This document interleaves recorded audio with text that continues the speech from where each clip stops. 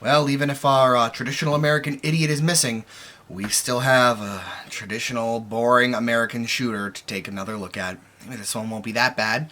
It's set during World War II, which I love reading history books about, so that's a point in its favor. And it has 6 interconnected storylines that all interact and allow you to fight in battles based off of actual battles that happened during the war.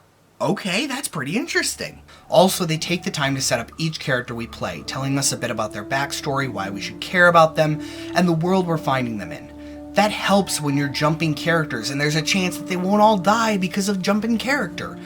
Both of these are refreshing after the last Call of Duty game I played was killing its main character every 5 minutes, and everyone looked and sounded like the same identical generic buff guy. Here, each character is distinct and has a slightly different accent, and can even be a different gender. The game starts out immediately on a high point. You're thrust into the middle of the Battle of Stalingrad, one of the biggest and bloodiest battles of all recorded history. It immediately set me back to see such a famous battle, since this fight lasted over 5 months. For us to see the battle, we'd either be playing this one confrontation the entire game, or they'd have to seriously mess with our sense of time. Seeing the long-held rumor about the Russian forces during the Second World War was awesome, too. Even if it's somewhat discredited, lore has always said that there were battles where the Russians simply did not have the supplies to outfit troops, and would send in one man with a rifle, and the next man with ammunition. When one died, the other would get the actual ability to fight. You're one of the men given bullets, and for the first several minutes, all you can do is scurry around the battlefield doing your best to duck behind cover and not get shot. It's chaotic, intense, and an incredible start to the game. Then, you finally get a gun. The controls are rough, and they feel pretty stiff. There's a bit of snap-on aiming, except when there isn't, and you need to be pinpoint accurate. I couldn't figure out which moment was which. It's not the worst I've played, but it was definitely not great. However, this can be passed off as the clunkiness of older weaponry being brought across in a modern game, so I can give it a pass. The second between pressing the iron sights and the response from your gun, and then the further pause before you can actually fire an iron sights, is absolutely obnoxious though. That would definitely not have been an issue back then. As our character is recruited by a sniper to bring down a flag, my other big concern about the game shows up. It is almost impossible to tell the difference between an ally and an enemy. The game carries a very gray, washed-out aesthetic, and when combined with the relatively gray uniform to begin with, you often run up to enemies thinking you found a small encampment of allies, and are summarily converted to Swiss cheese. Eventually, you just start shooting anything that moves, and if it was an ally, sorry dude, my bad. With enough patience, you'll figure out where all the enemies are and make it through to the flag, lowering the enemy symbol. It feels suitably triumphant, and the sniper comments she's found her new spotter. Lady, running into places headfirst and not dying has nothing to do with being the job of a spotter. In fact, it's kind of the opposite of a spotter's job. Then we experience our first transition to a new character. We're only 20 minutes into the game, so normally I would think this is incredibly jarring, but it works much better here. Firstly because, as I said, before we resume play, the new character introduces herself to us. Her backstory and situation is all presented through surprisingly good voice acting. What helps make the shift feel even more natural is that we've already gotten to know the character that we're moving to through in-game actions. It's the sniper that told us to get up on the hill and take down the flag. Whenever you shift to a new character, it's after you've met that character in the game and interacted with them to some degree, so it remains one cohesive story and world, shifting across characters as their paths crossed. That is a much more brilliant way to handle a shifting narrative. Unfortunately, if you thought gray outfits blended into each other, that was nothing compared to trying to pick a dull gray outfit from a dull gray concrete at sniping distance, which is basically just average rifle distance. If basic soldiers can physically see your body and shoot back, you're not sniping. The delay between looking down the scope and being able to shoot is also much more apparent. The game itself also started to tell me to do things I didn't understand at all. Get the Germans near the sapper. What? Where's the sapper? I don't see anyone, just more Germans shooting at me. Unfortunately, our sniping didn't work, so we have to make it to the tank depot to rescue our comrades. This was rough. I can understand what they're thinking. Travel across the battlefield to help fortify a strategic point, and you'll need to be a sniper so that you can snipe from that strategic point in a defensive mission. So you have to start the mission as a sniper and cross the place as a sniper. But can't a skilled player just actually snipe enemies before they're ever a threat as they cross the bombed out terrain? Oh, well, just set it in a sewer. That'll force them into real combat. Yup, it will. With a sniper. I get that you think sniping takes place at average duel distance, but that was a really dumb decision. Topping the frustration off, trying to use a sniper in close range, is winding tunnels. At any moment, your enemy could get behind you in the complicated sewer system, flanking you in the middle of the fight. It's tense, and you're never sure if you're taking the right turn or checking over your shoulder. On paper, and for the first 10 minutes, it feels tense and immersive. Then you realize how badly lost you are, and it just starts to get repetitive and dull. Enemies will get behind you, you'll check behind you and see someone coming up on your flank, and you won't think, "Oh, it's a German!" You'll think, "Oh, that's my squad that's been following me this entire time," and keep moving. Then you're suddenly getting shot at and have to reorient under fire to figure out where it's coming from. Your first thought isn't going to be, "It's behind me," because you just checked and it was your squad. Dying in here puts you all the way back at the start, which is so easy to do when the Germans are holed up in superior positions, and there's a little hidden pillbox that instantly kills you if you step into an area that you can't see ahead of to know what's coming. The frustration isn't over when you make it out of the sewers either. You finally make it to the tank depot and have to hold out for the next 10 minutes. The normal soldiers are annoying, but they aren't too much of a concern. The real focus is the Germans carrying bazookas. They'll run up and shoot the bay doors trying to break in and overwhelm you. The enemies will also try to set up mounted machine guns. If those get set up, the game is instantly over, so you need to take out one of the two troops carrying pieces. If you get one, the other will retreat back to safety. After enough time, the enemies will swap which side of the building they're attacking, and your spotter will shout out where they're approaching from. Supposedly. I'm not sure what's wrong with the AI, but sometimes the enemy will swap sides and he'll just keep shouting, "They're on the right!" No, they're not. They're still on the left. They've been on the left this whole time. But you have to respond to what he shouts, otherwise you'll get there too late to stop anything from happening. All of that for 10 minutes. It's exhausting, and I think the devs meant for it to be exhausting. It didn't feel immersively exhausting, though. It just reminded me that I could be playing literally anything else right now instead. When you finally make it past, it's time to swap focus again. Now we're the head of the tank depot, setting out across the destroyed city. Out of nowhere, our tank goes down and needs to be repaired. It's smoking, drawing enemies to our location, and we have to hold off the approaching Germans while the tank is repaired. This felt awesome.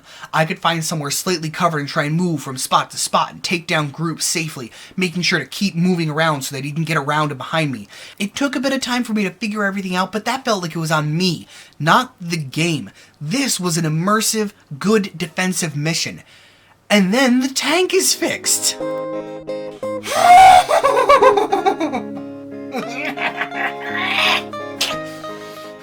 Now, people online seem to list this tank section as possibly one of the best in Call of Duty history. I haven't been more confused by a fan reaction since I saw the reviews on Yu-Gi-Oh! Duelist of the Roses. This is the best that Call of Duty can offer in terms of tanks. Wow, I really need to lower my expectations quite a bit for the series going forwards.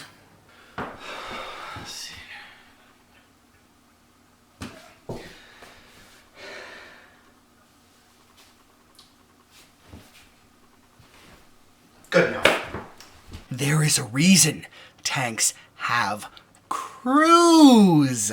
The same person does not maneuver the tank, orient the gun, fire the gun, and fire the machine gun. Trying to do everything at once in an already slow vehicle, trying to safely navigate winding streets to a destination is unpleasant at best. You have no choice about being shot, and each time I tried to take my time and slowly fight through the waves of ground troops and other tanks, I got summarily rocked. The camera points wherever the tank is pointed, which means I have to move to roughly face what I want to fire at. The other tanks can move and shoot without the camera issue, so they aren't similarly restrained and can outmaneuver my slow, lumbering ass trying to turn with ease. Alternatively, I can just swap to the gunner seat and see what the gun sees, which will let me chase them down with faster movement and fire back easily. During which point, I sit very still and let all the other tanks fire shells at me for free because I can't move at all to throw off their aim. I quickly realized, however, that the enemy tanks couldn't aim any better than my tank could if I was moving, so I just plowed through to the place I needed to be, only for the game to tell me that no, I needed to repel the tanks before I could progress. I couldn't fight them properly because they'd start firing the moment they could see me, ripping off chunks of my health. Best of all, every time you die, you go all the way back to the 2 minutes of holding off ground troops yet again. Eventually, I figured out a strategy that worked. I could rush through the narrow corridors until I was across from the headquarters. Then I could turn around and more carefully aim at the incoming tanks, repelling the assault on headquarters until no enemies remained. This was much easier once I realized that the aiming reticule the game provides is a lie.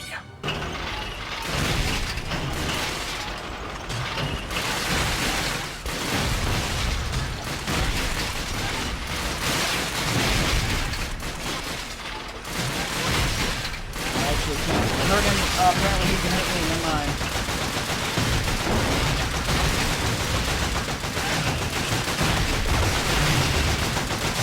That was where I needed to be aiming. Look at my aiming reticule right now. Look at it!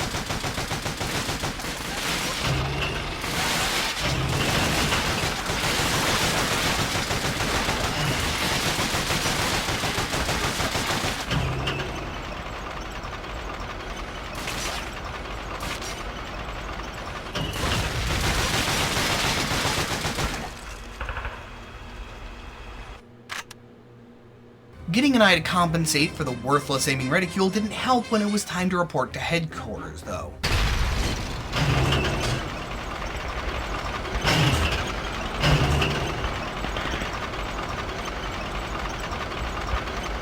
I have repelled the assault. There is no one here. I'm gonna go back this way?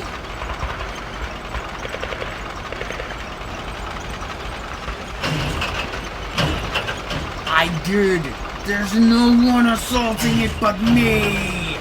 I am assaulting it. The assaulted.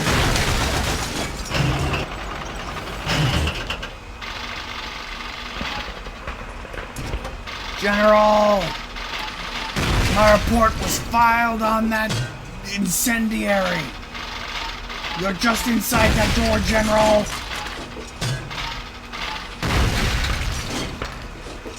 Let me in, General. This hurts me more than it does you, General. This game sucks, General. My copy completely glitched out, refusing to let me go into headquarters. I couldn't tell what it wanted out of me, though. I trudged back through the streets to make sure everything was dead. I went all around headquarters. I shot headquarters. I shot headquarters a lot. Once I had gotten frustrated enough to give up and look it up, I finally realized a glitch had occurred. Since there's no dedicated button to get out of your tank, there's supposed to be an interactable point that you would engage with to warp out of the tank and into headquarters. For some reason, despite not a single enemy remaining on the map, this point never spawned. So I was left with two options. I could either reboot my GameCube and try again from whatever it considered the previous save point. I could continue my pain, frustration, and annoyance and hope the game didn't continue to be broken. Or I could drop this game like a redheaded stepchild and move on in life.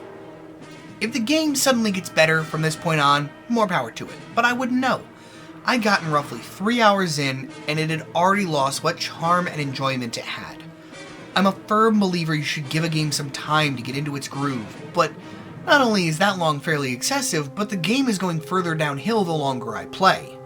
Overall, if you've already played the game, remember exactly what it is you're doing, and are willing to put up with some inexcusable glitches, I guess it's tolerable. Maybe the game is just rubbing me the wrong way.